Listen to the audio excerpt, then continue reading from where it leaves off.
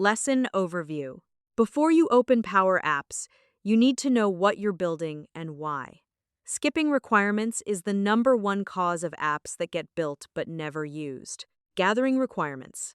Talk to the actual users, not just their managers. Ask, what problem are you trying to solve today? The pain. How do you solve it now? The workaround, usually email plus Excel. N, what would good look like? The success criteria. Who else is involved? Approvers, finance, IT, and recipients.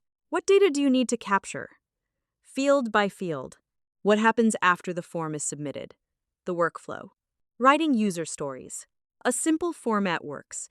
As a role, I want to action so that outcome. For example, as an employee, I want to submit a holiday request from my phone so that I don't have to wait until I'm at my desk. As a manager, I want to see all pending requests in one screen so that I can approve or reject quickly.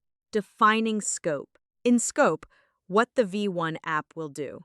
Out of scope, what it won't do and won't try to. This is just as important. Future ideas for V2.